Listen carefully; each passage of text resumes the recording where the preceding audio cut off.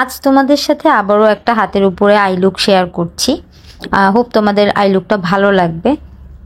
আর I লুকটা share করতে করতে তোমাদের সাথে কিছু বিষয় আমি আসলে আলাপ করতে চাই।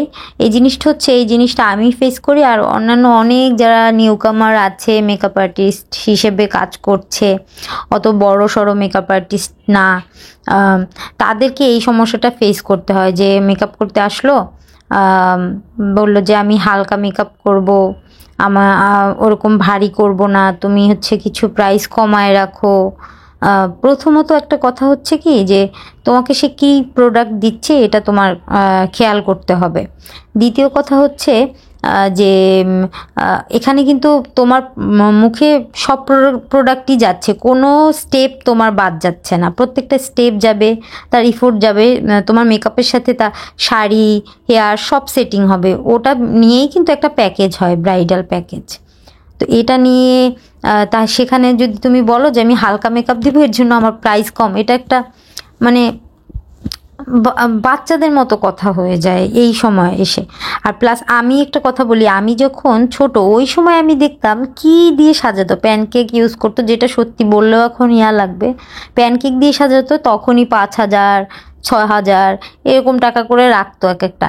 এই 2024-এ এসে আমরা এত ভালো প্রোডাক্ট ইউজ করি, প্যানকেক ইউজ করি না, হাই এন্ড ড্রাগ স্টোর মিশানো থাকে। আমি যেটা বলতেছি, অনেকে তো হাই এন্ড পুরোটাই ইউজ করে, আমি হাই এন্ড ড্রাগ স্টোর দুইটা মিক্সড করে ইউজ করি।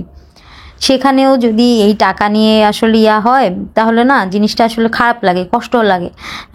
তার সাথে তো আছে হেয়ার সেটিং, শাড়ি, ওড়না, সব কিছু।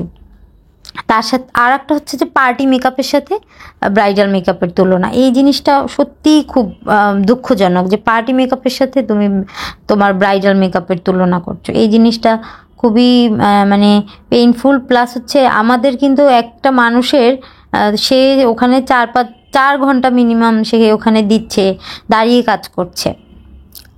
তোমার ওই জিনিসটাও তো বুঝতে হবে, তার ইলেকট্রিসিটি যাচ্ছে ওখানে, সে স্ট্রেটনার ইউজ করছে, কার্লার ইউজ করছে, সব কিছু মিলায় কিন্তু এই জিনিসগুলো ওঠে প্রাইসটা।